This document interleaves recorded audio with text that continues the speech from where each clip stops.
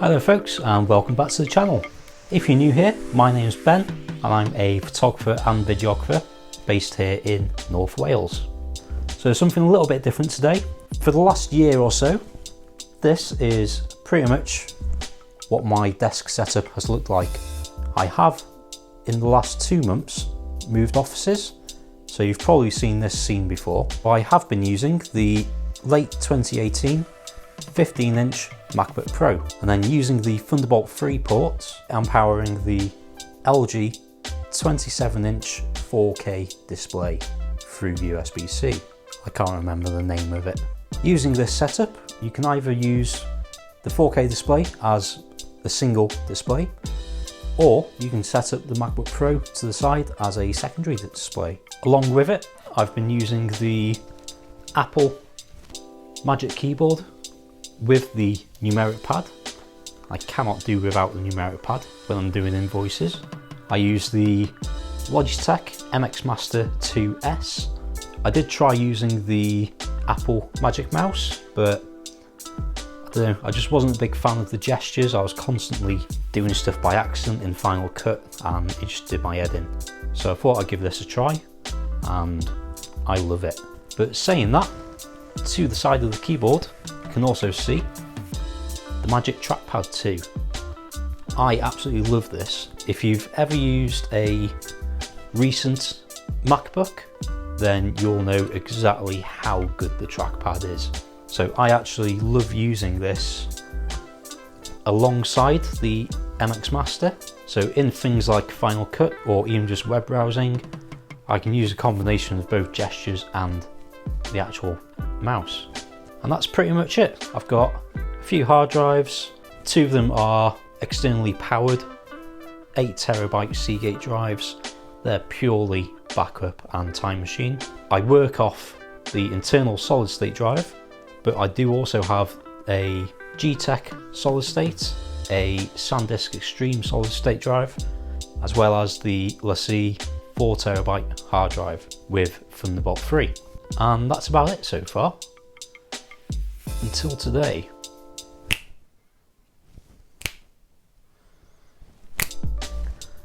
This is my brand new 2019 27-inch 5K iMac.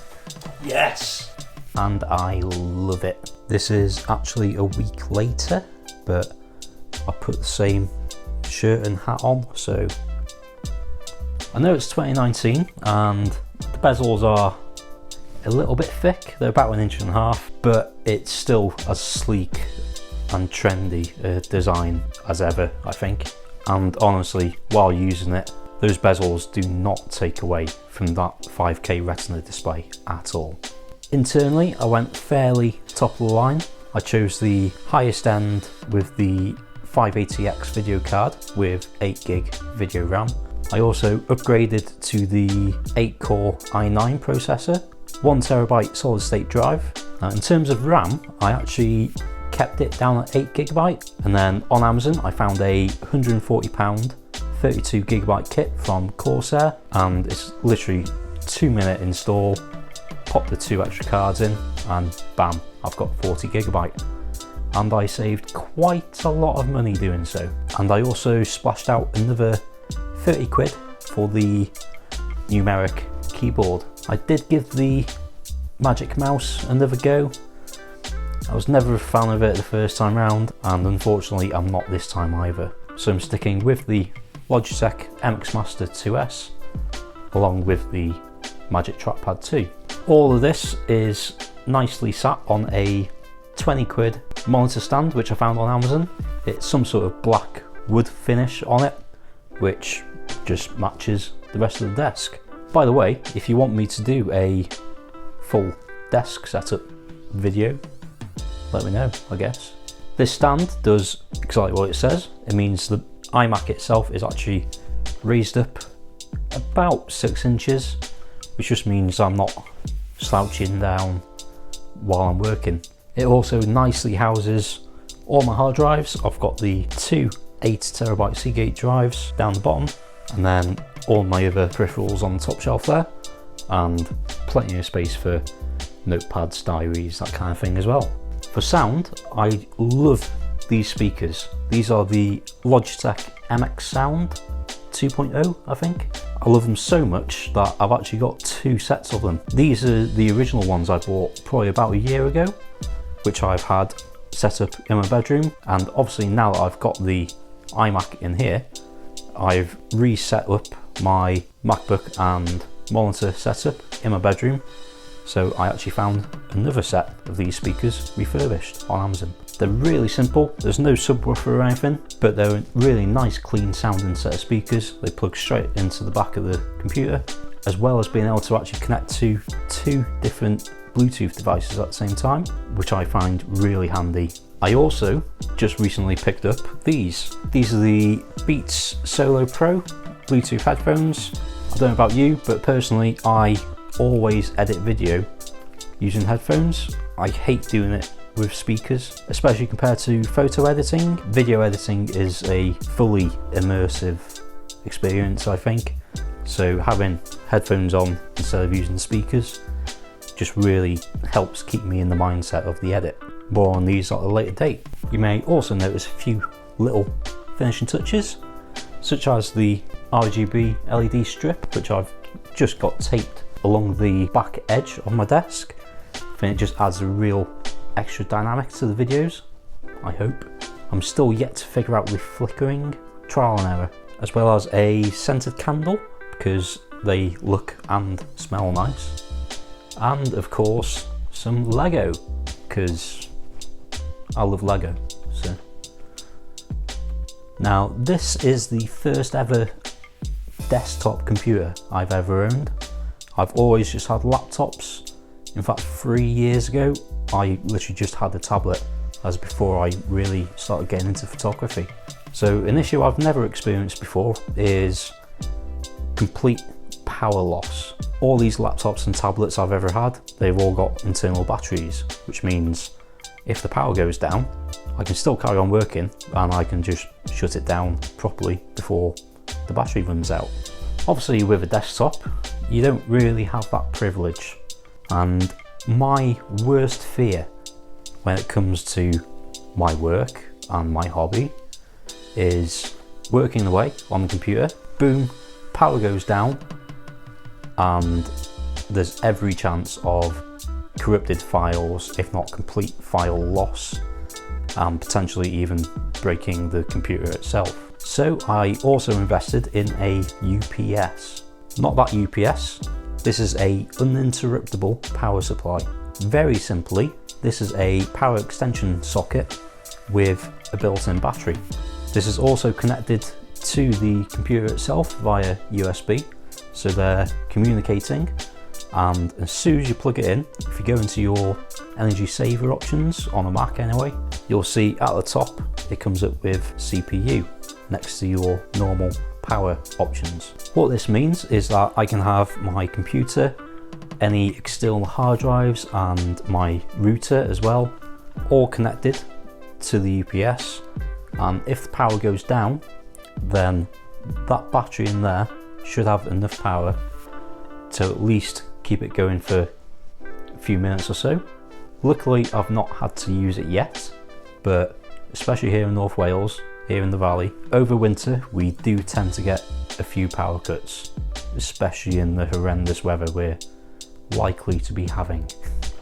This UPS, as well as many others, it's also surge protected as well, so if by chance our building got struck by lightning or anything, then hopefully all the electronics that I've got plugged in should survive.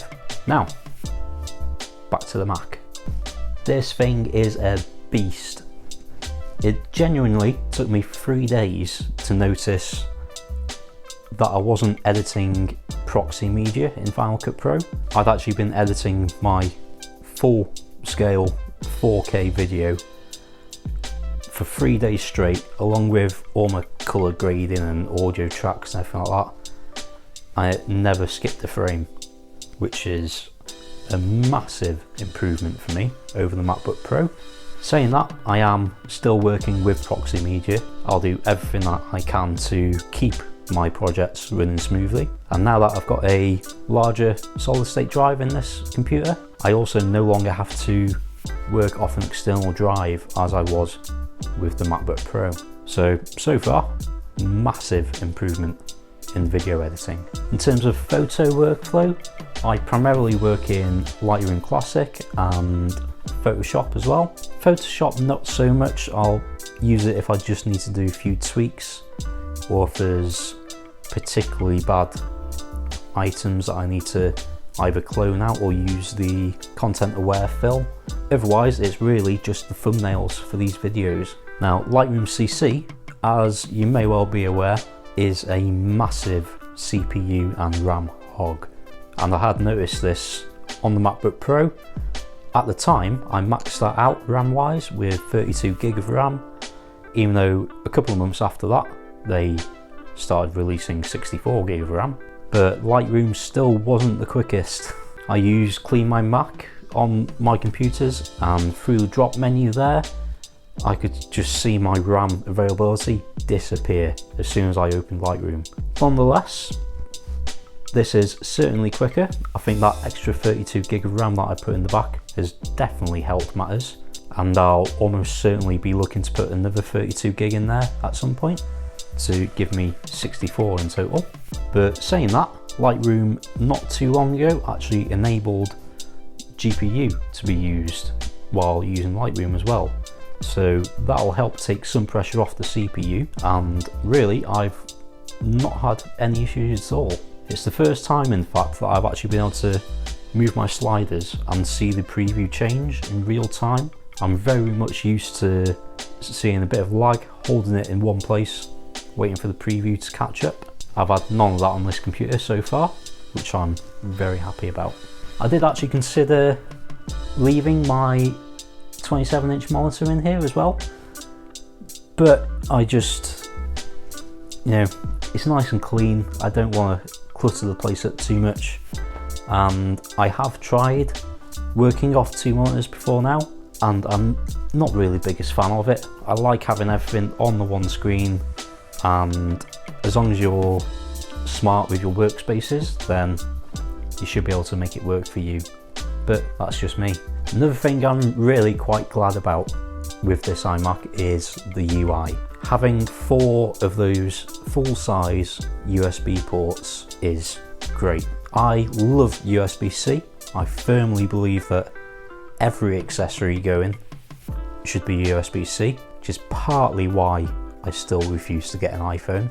And for the most part, the majority of the things that I use are USB-C. But having those full-size ports in the back means that I'm not having to use dongles for my big external hard drives. They can both be plugged straight in, as well as the UPS, and I still have another one spare as well. On top of that, I do have 2 Thunderbolt 3 ports, which I love. I've just got 2 cables running down into the monitor stand, where I can just plug in whatever I need, whether it be the C drive or one of the solid states, or even the pro grade SD card reader, and I can just chop and change through them whenever I like. There is a full-size SD card reader, but I much prefer the pro grade reader.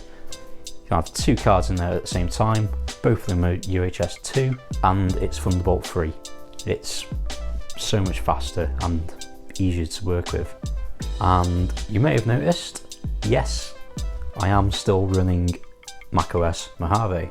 I have heard a few rumours that people's Adobe suites haven't quite been working properly on Catalina, but saying that, I updated the MacBook Pro to Catalina on day 1, and I've really only had one issue where Photoshop doesn't rename your JPEG files properly.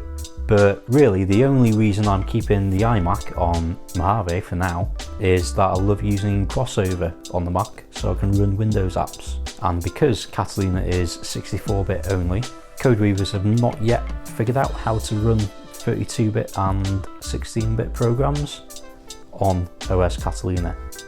So for now, I'm just sticking with Mojave. And that is it really. I thought I'd just let you know that I got a new computer.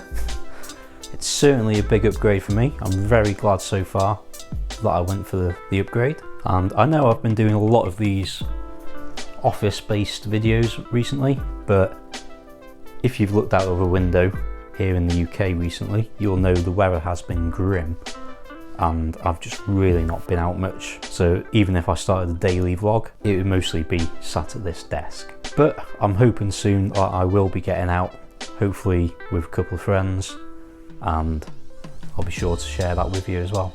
So if you got this far, thank you very much for watching. If you liked it, be sure to hit subscribe down the bottom corner there, as well as the little notification bell. That just means you'll be notified when I put new videos out.